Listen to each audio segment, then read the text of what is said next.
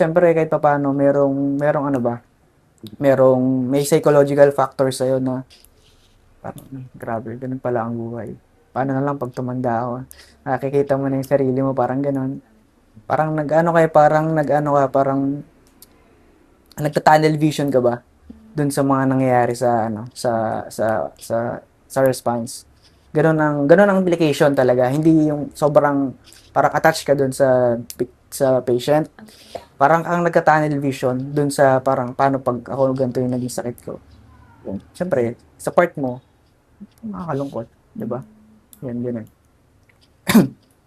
Ngayon naman po, sabi niyo po kanina, sir, may debriefing every Ah, after operation. Pwede niyo po bang i-detail sa amin? Ano po yung nangyayari doon? okay. Ang nangyayari doon after operation, o bago tayo maglinis, o sige, konting debriefing. Supervisor or sino yung section chief or sino yung team leader, i-address namin kung ano yung nakita namin na hindi maganda nangyari sa operation. Okay? Kunyari, yung duty investigator natin late na nakapag-relay ng message.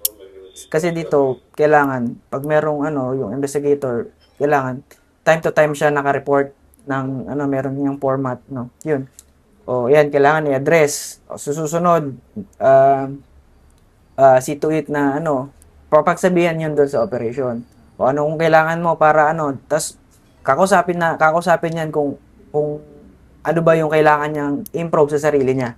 No, hindi kasi natin pwedeng, personally, hindi ko pwedeng sabihin kung ano yung improve mo sa'yo eh. No, sarili mo kasi yan eh, no. Ngayon sasabihin ko sa'yo kung ano yung nakita namin. No, it's up to you kung paano mo siya i-improve. No, kasi may kanya-kanya tayong way kung paano natin i-build up yung sarili natin, no. Hindi ko naman pwedeng yung yung way ko eh gagawin mo din or hindi naman convenient sa'yo, hindi wala din, no. I-advisean kita na ganito gagawin mo pero hindi naman yun yung gusto mong way, pero same yung end goal, okay lang. Basta improve mo yung sarili mo. Pero No? wala namang, sir, yung parang nagtuturoan kayo, ganun. Wala naman. Ay, wala sa amin. Wala. So, Actually, isa talaga kayo. oh, actually ayan kasi ang isa sa ano namin, sa, sa, sa perception, sa operation. Never throw your fellow firefighter under the bus. No? Kung merong lapses, tanggapin mo, no? Kung meron kang naging actuation na hindi maganda, tanggapin mo. Ginawa mo 'yun eh. No? 'Yun. Di tayo ang tawag dun sa amin ay uh, uh, parot. Parot. Yan, parot. Pero Parot. meron Search din, pag search niyo yung meaning ng parot. Oo, parot. Yan, merong mga meaning sa amin yan. Kung ano yan, merong mahabang mahabang poem niya na parot. Ah, so, may meaning siya. ah, ah. Okay, sir.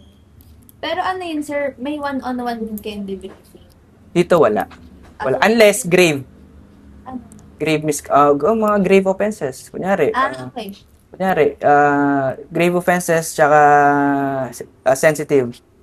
sensitive cases. Yun yung hindi natin binobrought up sa iba. No, kunyari, merong family matters na kunyari, involved siya doon. Involved yung family something niya, ganyan. Parang case na, sir, Oo, sa ganon, yan. Oo, kaso yan.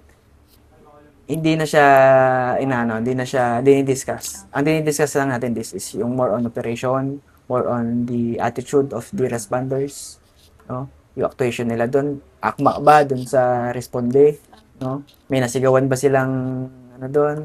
Nasigawan ba silang civilians?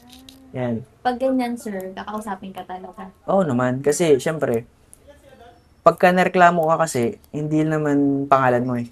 BF. BFP as a whole, 'di ba? Oh. And hindi lang muna BFP ang rereklamo. Siyempre si Mayor muna. Or si Mayor, yung bombero ni Mayor ganto. Kita mo 'di ba sa Facebook, hindi naman kung anong makita nila mali sa gobyerno, hindi naman nila isisisi doon sa nagkamali. Isisisi nila sa mismong government. So lahat tayo sa poll. Ganun. Yan. Kaya lahat yan kailangan na-address. Kasi hindi lang siya yung kakaroon ng ano, kakaroon ng hindi maganda ang image. Lahat, as a whole. At pero sir, sa debriefing na meron kayo sa operation, kamusta naman po? Like, satisfied po ba kayo? Okay naman, satisfied naman kasi yung mga hindi mo masasabi sa labas, sasabi mo doon, no? Ganun. So, ano pong impact, kunyari sir, di ba may mga ganun pangyayari? Paano po nun naapektuhan yung connection niyo po sa mga kasamahan niyo? Mas nagiging open po ba kayo sa kanya? Or may time po na gusto niyo lang siya? Actually, mas nagiging open. Why? Because pag alam mong hindi siya okay, hindi ka niya papansinin. Di ba? Iwasan ka niya. No? Unless, may debriefing ka. Lalo na sa operation, pag alam mong hindi okay yung ginawa ng isang personnel mo, hindi mo siya papansinin. Kasi nahinis ka, syempre, di ba? Emotion mo yun eh. Di ba? Hindi mo pwedeng pakialaman ng iba. Emotion mo yun eh, nahinis ka eh, pero wag mo nang ipakita sa public. No? Pag-usapan yung pagdating sa station. Yun. Pero pagdating na operation, may lapses siya, at hindi mo nagustuhan, hindi mo siya papansinin. 'Di ba? Pero pagdating sa istasyon, doon kayo mag-usap. After na lang, okay na. So, Pero sir, may pagkakataon na pinag-uusapan niyo yung emotional, like nararamdaman niyo dito sa station. oo naman. May mga Kasama ganun. rin po sa debrief. Oo, kasama din naman yun. Kasama din yun. How Kasama din. about naman po sa family niyo, sir? Open po ba kayo or hindi niyo na sinasabi? Actually, ako, hindi ko sinasabi. Why? Ma-absorb nila yung stress dito sa trabaho eh. 'Di ba? Married ka na, sir? Oo, married ako. Actually, yung asawa ko is psychometrician. Oh, diyan din graduate sa Aura. Diyan din siya graduate. Syempre, ako hindi ko na bino-brought up kung ano yung mga negative na meron dito. Kasi ma-absorb pa. Actually ganyan eh. Mentally exhaustion nyo sa part ng nag-i-interview, sa part ng sinasabihan mo yung may impact kasi yun, di ba? Pag magsasabi ka ng negative din yung mararamdaman. Nagbibigay ka ng negative emotion dun sa kausap mo. Kaya yung ibang siguro yung mga nag-interview or kayo, mga soon-to-be psychometrician, makikipag-usap lang kayo ng client, pero pag uwi nyo ng bahay, pagod na pagod kayo. Wala naman kayong ginawa, di ba? Diba? Pero mentally stress kasi. Nakukuha nyo yung negative factor na natatanggal dun sa respondent or dun sa kinakausap nyo, na-absorb nyo naman siya. Di ba? So, hindi Hindi ko sinasabi. Nagkukwento lang ako ng mga positive na nangyari o ano. Okay yung response namin dito, ganito. Yung mga negative dito sa amin na lang. kayo Ito, kami na lang. Yan. So, with that, sir, masasabi niyo po bang vulnerable kayo? Vulnerable yung kaya niyo pong maging malambot. Kumbaga, yung hindi kayo natatakot magsabi ng nararamdaman niyo. Oo naman, tao din naman ako eh. Oo, di naman kailangan yun. Hindi kahit sino kailangan yun. Kasi pag hindi ka open or hindi ka makapagkwento ng sa katrabaho mo, prone ka sa depression, prone ka sa anxiety, no? Kasi lahat iniisip mo, no? Unlike pag open ka, may sasabi mo yung sa loobin mo, na may nasasabihan ka within the workplace. At least nababawasan yung stress mo ba? Pero diba, sir, kung mag-i-search po, i-research, ang firefighters na po ay prone sa PTSD. Tapos Kasi, traumatic stress Kasi, ano naman. sa traumatic, meron na po bang ganun na case na Meron akong katrabaho dati, pero hindi dito sa DRRM. Meron akong katrabaho na nurse doon. Hindi ko alam kung ano kasi confidential kasi yan pag meron kang ganyang sakit. Hindi pwedeng i-disclose kahit sa opisina, no? Yung katrabaho ko na nurse, tagal kami magkasama sa ambulance, parang almost a year. Ngayon, pinag-leave siya ng 6 months. 6 months.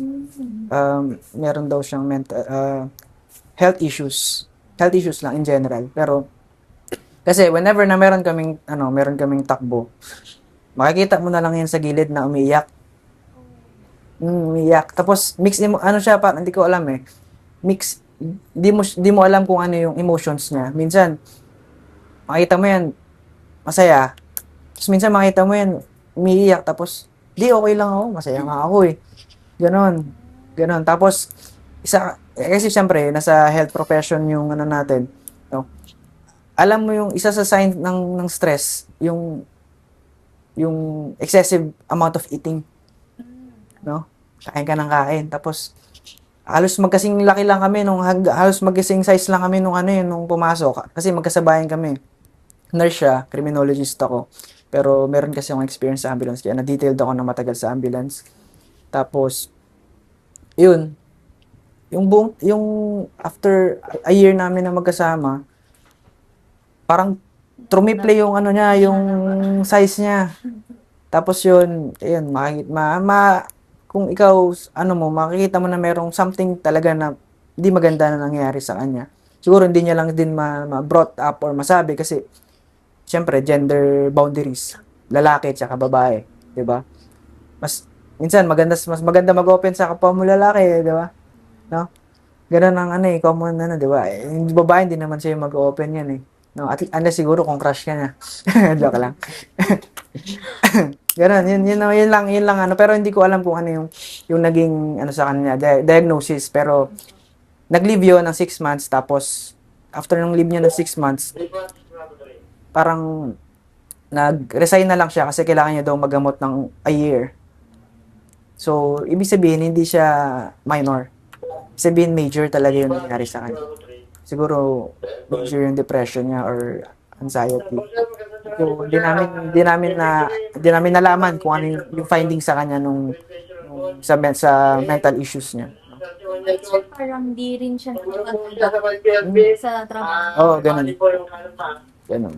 Tapos, sir pala, kung kunwari po nakakaramdam kayo ng di ba sir, maabot na nanaginip kayo, meron po kayong distraction na ginagawa para hindi nyo maisip, ganun. Parang Oo. coping mechanism. Ganun. Ako, pag stress ako, pag stress ako, ang ginagawa ko, normally, yan, nanonood ako ng anime.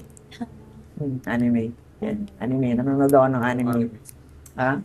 More on isekai ano pinapanood ko eh. Ganun ang genre ng pinapanood ko eh. Nanonood ako ng anime. Yan. So, through O kaya, true watching. O kaya, pagka wala na akong mapanood na anime, magbabasa na ako ng manga. Oo, di ba sir, kahit sa cellphone? Oo. Kasi yung anime, minsan, pag yung mga ongoing, nakakabitin, di ba? Ngayon, babasahin mo na siya sa manga. Ayun, ganun. Hindi nyo na mawait. Tapos, hindi ko na maiisip yun. Yun, doon ako, nadidistract na ako doon kasi, ano na ako doon sa storya ng pinapanood ko eh. Yan ang way of distraction ko talaga. Yan. Tapos next, sir, how do you stay motivated or saan ka kumukuha ng strength para magpatuloy kahit alam nyong may failed rescue na pupunting magpatuloy? Or yung gano'n naman po ulit. Saan ako kumuha ng strength? Ako, No? yung motivation. Sa akin kasi, ang motivation ko pagdating sa operation, no? Paano kung pamilya ko yung nandun? No? Paano kung sila yung nasa sitwasyon yun? Anong gagawin ko? Diba? Ibig sabihin, yung actuations ko na ang isip ko at yung gawa ko is inilalagay ko na paano kung pamilya ko to? Ano yung gagawin ko? Siyempre, bubuhos mo yung 110% or kung 200% pa, bibigay mo pa, di ba? O, ganun ang mentality ko. No? Inisip ko na paano kung pamilya ko to? Di ba? Nakakahawa. Di ba? Pre, bibigay mo yung best mo. Yun ang nagmo-motivate. Yun ang mentality ko pagdating sa operation. Paano kung pamilya ko yan? No? Yan. Tapos, sir, meron kasi tayong stigma, stereotype, about sa pag malalakad mo po, hindi umiiyak. So, ano po ang opinion niyo doon? Ay, hindi mas madalas pang umiyak ang adults eh. Diba? Mas maraming downside ang adults eh. Diba?